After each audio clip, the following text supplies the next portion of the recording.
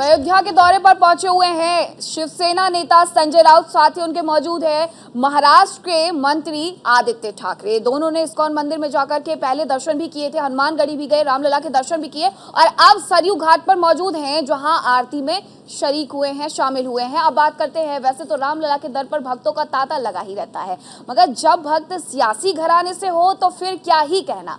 महाराष्ट्र सरकार में मंत्री और सीएम उद्धव ठाकरे के बेटे आदित्य ठाकरे प्रभु राम की शरण में अयोध्या पहुंचे हैं, रामलला के दर्शन किए हैं और ये भी साफ कर दिया है कि उनके अयोध्या दौरे का कोई सियासी एंगल नहीं है। हालांकि ये बात अलग है कि नेताओं के मंदिर दर्शन का कोई सियासी एंगल ना निकले, ऐसा तो हो ही नहीं सकता।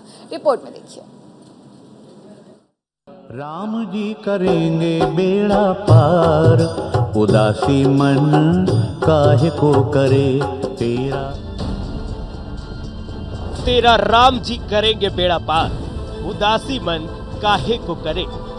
जी हाँ, इस मधुर भजन को आपने सुना ही होगा। राम तो ऐसे हैं ही, सबका बेड़ा पार कर देते हैं, चाहे वो आम हो या खास। राम जी सबकी नैया पार लगा ही देते हैं।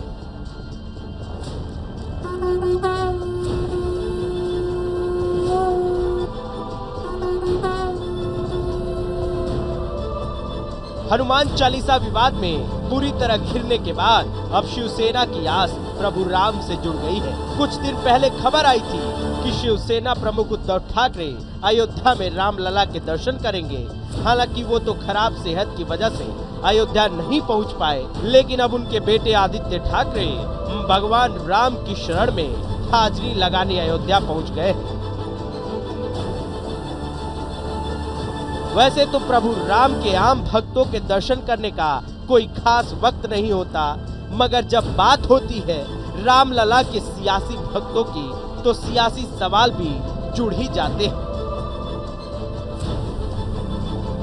तभी तो हिंदू आस्था के प्रतीक श्री राम के दर पर चुनावी मौसम आते ही सियासतदानों का हिंदू प्रेम जाग उठता है। आदित्य ठाकरे ने प्रभु राम के दर्शन किए, सरयू की आरती में भी शिरकत की, लेकिन बीजेपी पर हमला बोलने से बाज नहीं आए। अलग उत्साह है। दूसरी बात अगर देखें तो यहाँ के जो स्थानिक लोग हैं, जो नागरिक है अयोध्या भूमि के, या फिर यहाँ के साधु महंत हो, जिस प्रकार से स्वागत किया जा रहा है, जिस प्रकार से हमें आशीर्वाद मिल रहे हैं, मुझे लगता है कि ठाकरे परिवार हो, शिवसेना परिवार हो, इनके प्रति यहाँ के लोगों में एक अलग भावना है, प्यार की भावना है, और वही सब जगह दिख रही है। जी बिल्कुल, हमारी तो 2018 में भी हम आए थे, 19 में भी जब शपथ ग्रहण हुआ उसके बाद मुख्यमंत्री खुद आए थे, लेकिन इस प्यार से जो हमें आमंत्रण मिला है तो बिल्कुल हम आने वाले वापस। आदित्य ठाकरे बुधवार सुबह लखनऊ पहुंचे। लखनऊ एयरपोर्ट पहुंचने पर शिवसेना के कार्यकर्ताओं ने उनका भव्य स्वागत किया। हाल फिलहाल में जिस तरह से शिवसेना पर हिंदू विरोधी होने के आरोप लगे हैं, उस लिहाज से आदित्य ठाकरे का अयोध्या दौरा काफी मायने रखता है। बीएमसी चुनाव में अब ज्यादा वक्त नहीं बचा है और जिस तरह से इन दिनों महाराष्ट्र में बीजेपी और शिवसेना आमने सामने है, उससे करीब करीब ये तो तय है कि दोनों दल एक दूसरे के खिलाफ लड़ेंगे। तो क्या हिंदू वोट बैंक को रिझाने के लिए आदित्य ठाकरे अयोध्या पहुंचे या फिर उनका ये दौरा भक्ति का दौरा था, ये तो शिवसेना ही जाने। लेकिन आदित्य ठाकरे के अयोध्या दौरे से सूबे का सियासी माहौल गर्मा गया है। आदित्य ठाकरे का ये दौरा एक मायने में काफी अहम है। दरअसल कुछ ही दिन पहले राज ठाकरे ने जिस तरह से मस्जिद के लाउडस्पीकर पर सवाल उठाए थे और उसका जवाब हनुमान चालीसा भी लाउडस्पीकर से कराने की बात कही, उससे शिवसेना को लगता है कि उसका हिंदू वोट बैंक दरक सकता है। इसी डैमेज कंट्रोल के लिए शिवसेना का ये कदम मास्टर स्ट्रोक माना जा रहा है। आदित्य ठाकरे के अयोध्या दौरे के सियासी एंगल तलाशे जा रहे हैं। ये बात अलग है कि आदित्य ठाकरे इसे सियासत से परे रखने की दलील दे रहे हैं, लेकिन जनाब ये तो पब्लिक है और पब्लिक तो सब जानती है। Bureau report, news India. आगे बढ़ते हैं। जहां एक तरफ राहुल गांधी लगातार पिछले 3 दिन से ईडी के सामने पेश हो रहे हैं, तो वहीं महाराष्ट्र के नेता कांग्रेस से जो हैं शेख हुसैन, उन्होंने एक ऐसा बयान दे दिया है जिसकी वजह से अब राजनीति फिर गर्मा गई है और भारतीय जनता पार्टी सवाल उठाने शुरू कर दिए हैं। दरअसल ईडी के सामने एक तरफ कांग्रेस के बड़े नेता सवालों का सामना कर रहे हैं, तो दूसरी तरफ कांग्रेस के ही नेता पीएम मोदी पर आपत्तिजनक बयान दे रहे हैं। महाराष्ट्र कांग्रेस के नेता शेख हुसैन ने एक सभा के मंच से ऐसा बयान दिया जिससे पूरा देश शर्मसार हो गया। शेख हुसैन ने एक जुमले की आड़ में ऐसी टिप्पणी कर दी जिसको सभ्य समाज में कोई सुनना भी नहीं चाहेगा। देखिए।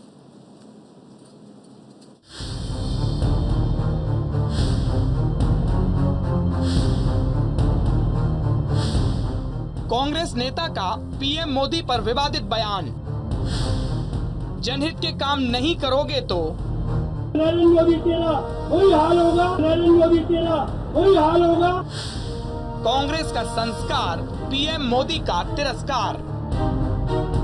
सियासत में हेट स्पीच की हर हद पार करते हुए कांग्रेस इन दिनों प्रधानमंत्री मोदी पर कैसे आग बबूला हो रही है, इसकी एक वानगी नागपुर से आई। कांग्रेस नेता शेख हुसैन एक रैली को संबोधित करते करते कुछ ऐसा कह गए जिसे सभ्य सियासत का हिस्सा नहीं कहा जा सकता।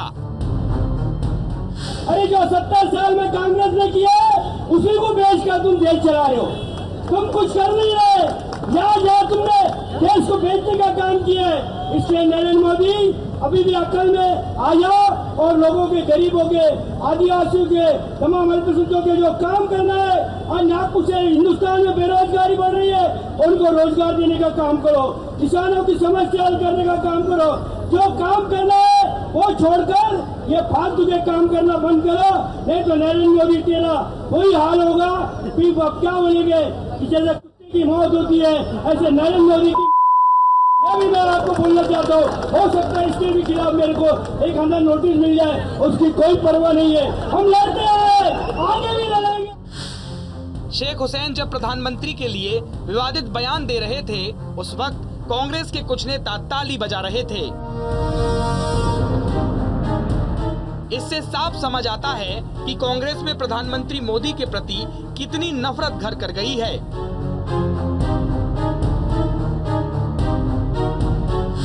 हुसैन ने जुमलों का सहारा लेकर वो सब कुछ कह दिया जो एक जिम्मेदार नेता को कभी नहीं कहना चाहिए।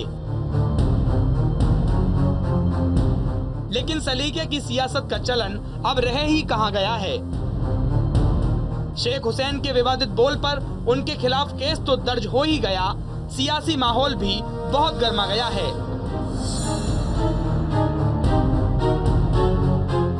बीजेपी शेख हुसैन की आड़ में पूरी कांग्रेस पर हमलावर है। राजनीति में आप अपनी विचारधारा, अपने विचार इनको प्रकट कर सकते हैं, लेकिन अपनी गंदी मानसिकता को, गंदे शब्दों का प्रयोग नहीं करना चाहिए। देश के प्रधानमंत्री 130 करोड़ की जनता ने पूर्ण बहुमत के साथ एक बार नहीं 2 बार पहले से ज्यादा सीटों से जिताकर भेजा है। भारत को आपदा के समय भी मजबूत नेतृत्व देने का काम प्रधानमंत्री मोदी जी ने किया, 193 करोड़ वैक्सीन लगाने का काम किया। लेकिन उनके बारे में खराब टिप्पणी करना ये कांग्रेस की मानसिकता दिखाता है कि आज वो हताश, निराश है और छटपटाहट, बौखलाहट और घबराहट में इस तरह की टिप्पणियां करते हैं। उनको माफी भी मांगनी चाहिए और उनके खिलाफ कड़ी कार्रवाई भी होनी चाहिए। मामले में बवाल बढ़ा तो शेख हुसैन ने सफाई तो दी, लेकिन उन्हें अपने बयान पर कोई अफसोस नहीं है। चोरी और सीना जोरी वाला शेख हुसैन का अंदाज पूरा देश देख रहा है, लेकिन वो अब भी अपने बयान पर अड़े हैं। शेख हुसैन का कहना है कि उन्होंने जो कहा वो मुहावरा था और उस बयान पर उन्हें कोई अफसोस नहीं। ऐसे मुहावरे बोले जाते हैं ना, ऐसे बहुत सी चीजें बोली जाती है, वही मुहावरा मैंने बोला। नहीं, मैंने ऐसी खरीद लाई कोई बात ही नहीं किया। प्रधानमंत्री जी के बारे में कुछ बोलने का सवाल ही नहीं आता। जो भी है भाषण में मैंने पूरा जो भी बोलना है मैंने वो बोला है भाषण के अंदर में, काम को लेके, गुजरात को लेके, ये देश के अंदर में जो भी पार्टी के हित में बात किया। और हमारा बोलने का मतलब है कि आज राहुल गांधी जी, सोनिया गांधी जी को मीडिया का नोटिस दे रहे, बीजेपी से शिवसेना, राष्ट्रवादी कांग्रेस, यानी रोज पढ़ो तो उनको ही ईडी के नोटिस जा रहे। तो बीजेपी के अंदर में लोग नहीं है क्या? और जो बीजेपी से, कांग्रेस से बीजेपी में चले आ रहा है उसको पहले ईडी का नोटिस देते, वो ये करते। और जो कांग्रेस से बीजेपी में चले आता है वो उसका फाइल बंद हो जाती है। ये कौन सी तरीका है? कौन सा देश चल रहा है? कैसा चल रहा है ना? नेशनल हेराल्ड केस में ईडी के सवालों का सामना कर रहे राहुल गांधी से लगातार पूछताछ को लेकर कांग्रेसी नेताओं में उबाल है। कांग्रेसी नेता सड़क पर प्रदर्शन कर रहे हैं।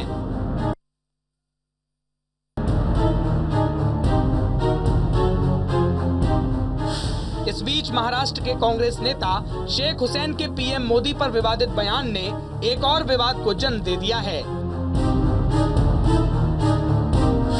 अब ये विवाद शेख हुसैन के साथ साथ कांग्रेस पर कितना भारी पड़ेगा ये तो वक्त ही बताएगा, लेकिन फिलहाल बयान पर देश की सियासत में नया बवंडर खड़ा हो गया है। Bureau report, news India.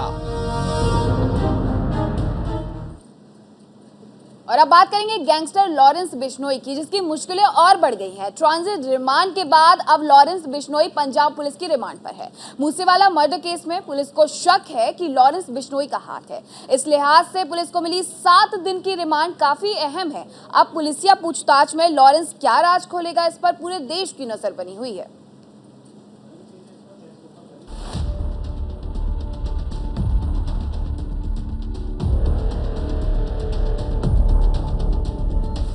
मशहूर पंजाबी सिंगर और कांग्रेस नेता सिद्धू मूसेवाला की हत्या के मामले में गैंगस्टर लॉरेंस बिश्नोई पर कानून का शिकंजा कसता ही जा रहा है। ट्रांजिट रिमांड के बाद अब पंजाब पुलिस को पूछताछ के लिए लॉरेंस बिश्नोई की 7 दिन की रिमांड मिल गई है। दरअसल पंजाब पुलिस को शक है कि मूसेवाला की हत्या के तार लॉरेंस बिश्नोई से जुड़े हैं और इसी वजह से पंजाब पुलिस सवाल जवाब करना चाहती है।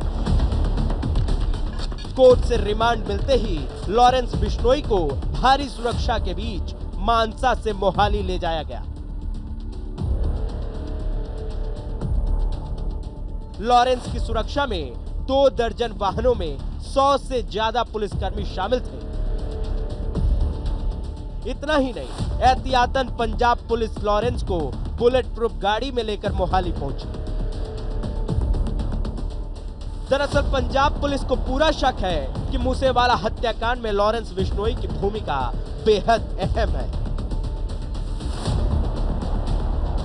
मूसेवाला की हत्या में हथियार किसने मुहैया कराए, किसने मूसेवाला की पल पल की जानकारी शूटर्स तक पहुंचाई, ये सब ऐसे सवाल हैं जिनका जवाब अभी तक पुलिस को नहीं मिला। इन्हीं सवालों का जवाब तलाशने के लिए पंजाब पुलिस लॉरेंस बिश्नोई को रिमांड पर लेना चाहती थी और मानसा कोर्ट के मुख्य न्यायिक मजिस्ट्रेट ने पुलिस की मांग पर मुहर लगा दी। हालांकि पुलिस ने हाई कोर्ट से 10 दिन की रिमांड मांगी थी, लेकिन कोर्ट ने केवल 7 दिन की रिमांड ही मंजूर की। अब पंजाब पुलिस लॉरेंस बिश्नोई से क्या उगलवा पाती है, ये तो 1 हफ्ते बाद ही पता चलेगा। लेकिन फिलहाल पुलिस को मूसेवाला मर्डर केस में बड़ी कामयाबी हाथ लग गई है। बताया जा रहा है कि मोहाली में anti gangster task force Moosewala murder case मामले में लॉरेंस से पूछताछ करेगी। इससे पहले मूसेवाला हत्याकांड में आरोपी और साजिशकर्ता के तौर पर नामजद लॉरेंस बिश्नोई पिछले 14 दिनों से दिल्ली पुलिस की हिरासत में था।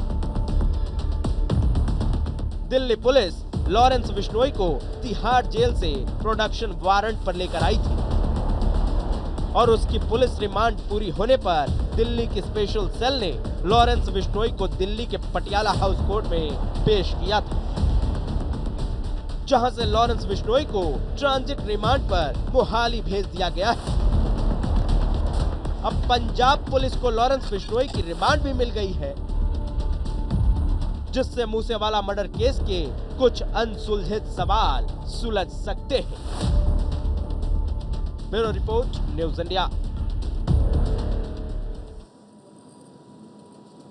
और अब आपको इस वक्त की बड़ी खबर बता दें। बड़ी खबर प्रयागराज में जुम्मे की नमाज के बाद हुई हिंसा से जुड़ी हुई है। दरअसल पुलिस ने शहर में उपद्रवियों के पोस्टर लगा दिए हैं। 59 आरोपियों के पोस्टर चस्पा किए गए हैं। प्रयागराज हिंसा में अब तक 92 आरोपी गिरफ्तार किए गए हैं। तो जिस तरीके से यहाँ पर हिंसा भड़की थी शुक्रवार के दिन जुम्मे की नमाज के बाद, उसको लेकर के अब सीसीटीवी फुटेज भी सामने आ गया है और साथ ही सीसीटीवी फुटेज के आधार पर 59 आरोपियों के पोस्टर चस्पा किए गए हैं और पहचान की जा रही है कि आखिरकार ये कौन लोग थे जिन्होंने पूरे शहर में बवाल मचाया। पुलिस ने शहर में इन सभी उपद्रवियों के पोस्टर लगा दिए हैं। जैसा कानपुर हिंसा में 3 जून को पोस्टर लगाए गए थे 40 लोगों के, वैसे ही अब प्रयागराज की इस हिंसा में भी 59 लोगों के पोस्टर यहां पर पुलिस ने लगा दिए हैं। अब तक आपको बता दें, प्रयागराज हिंसा में सबसे ज्यादा लोग गिरफ्तार हुए हैं। 92 लोगों की गिरफ्तारी यहां पर हो चुकी है और अब सीसीटीवी फुटेज सामने आया है जिसके आधार पर 59 लोगों के यहां पर पोस्टर भी चस्पा किए गए हैं। पूरे शहर में ये पोस्टर चस्पा कर दिए गए हैं। यूपी में जुम्मे की नमाज के बाद हिंसा भड़की थी और प्रयागराज में सबसे ज्यादा असर देखने को मिला था, जिसके बाद यहां पर अभी तक 92 आरोपियों की गिरफ्तारी हो चुकी है और नए जो 59 आरोपी हैं उनकी तस्वीरें सामने आई हैं, उनका पोस्टर चस्पा किया जा रहा है पूरे शहर में। और अधिक जानकारी के साथ हमारे सहयोगी दिनेश फोन लाइन पर मौजूद हैं। दिनेश, शहर में 59 आरोपियों के पोस्टर चस्पा किए गए हैं, नया सीसीटीवी फुटेज आया जिसके आधार पर अभी तक क्या कुछ कार्रवाई आगे बढ़ी है इस पूरे मसले पर? मीनाक्षी, 59 के अलावा 26 और लोगों को इसमें शामिल किया गया है और इस तरीके से 85 लोगों के पोस्टर शहर के अलग अलग हिस्सों में लगाए गए हैं। 3 मोहल्लों में लगाए गए हैं, अटाला है, नफास कोना है और करेली है। ये सभी मुस्लिम बाहुल इलाके हैं और यहाँ पर पुलिस की तरफ से पोस्टर चस्पा किए गए हैं। इस पोस्टर्स में 3 मोबाइल नंबर भी दिए गए हैं, व्हाट्सएप नंबर भी दिए गए हैं। लोगों से अपील की गई है कि जो लोग भी इन चेहरों को पहचानते हों वो पुलिस को इन नंबर पर जानकारी दें, उनकी पहचान पूरी तरीके से गोपनीय रखी जाएगी। दिनेश, लेकिन यहाँ पर ध्यान देने वाली बात ये भी है, इलाहाबाद हाईकोर्ट ने पहले भी इस तरीके के पोस्टर चस्पा करने पर फटकार लगाई थी, लेकिन एक बार फिर से ऐसे ही पोस्टर लगाए जा रहे हैं। देखिए, प्रशासन का ये कहना है कि उनके पास इसके पुख्ता सबूत है, जिसके आधार पर दूसरा विकल्प नहीं है और ऐसे लोगों की तलाश करना जरूरी है, क्योंकि सांप्रदायिक सौहार्द खराब हो रहा है। लिहाजा उसी के मद्देनजर पुलिस की तरफ से ये कार्रवाई की गई है। जी, बहुत शुक्रिया दिनेश आपका तमाम जानकारी के लिए।